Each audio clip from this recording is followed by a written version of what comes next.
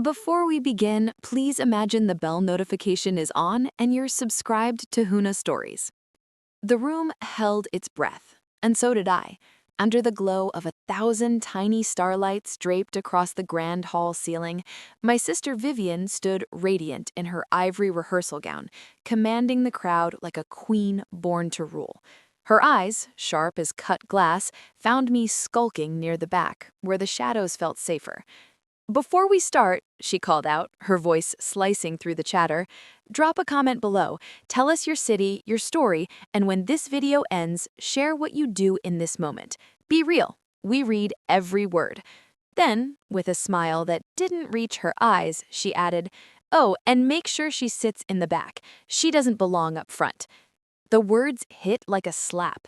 Laughter erupted, a jagged chorus from her bridesmaids, their pastel dresses swaying as they smirked. A few groomsmen joined in, their glances darting my way, dismissing me as if I were a stray who'd wandered into the wrong party. My cheeks burned, but I kept my eyes on the polished floor, willing the marble to swallow me whole. The shame was a weight heavier than the crystal chandeliers above. I'd faced Vivian's barbs before. Her knack for making me feel small was an art form, but this, in front of everyone, was a new low.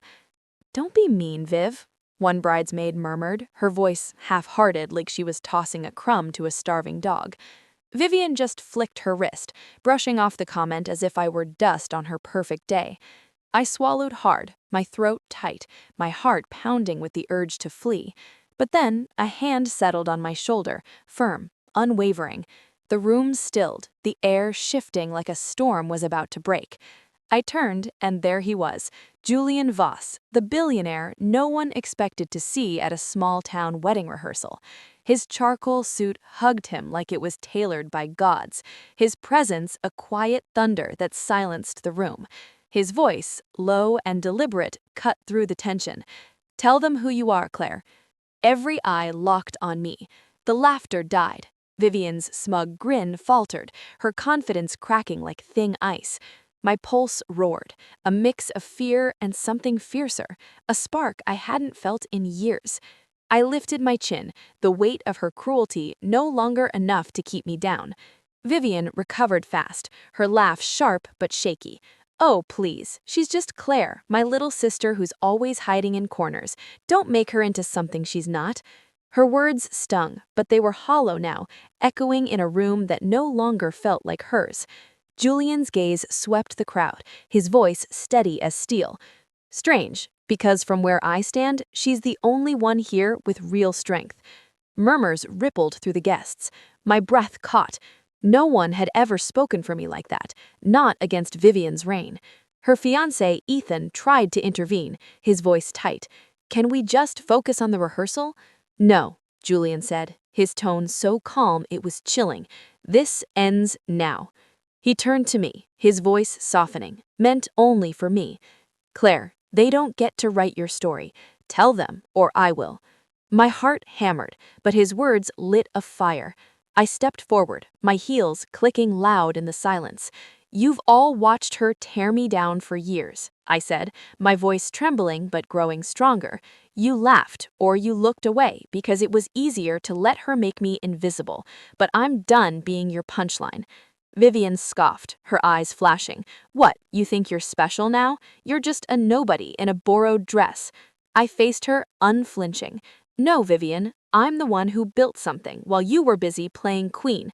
Last month, I became the majority shareholder of the company you love to name-drop." The room exploded in gasps. Vivian stumbled back, her face pale. "You're lying. She's fast." Julian's smile was razor-thin. "I brokered the deal myself." The air crackled. Ethan muttered something, but Vivian's glare silenced him. I let the truth hang, heavy and undeniable.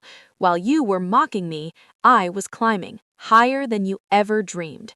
Vivian's composure shattered. She grabbed a wineglass, slamming it down so hard it splintered, red staining the tablecloth.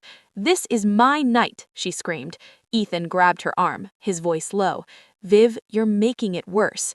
I turned to the crowd, my voice steady. I didn't come to ruin her day, but I won't let her cruelty pass as a joke anymore.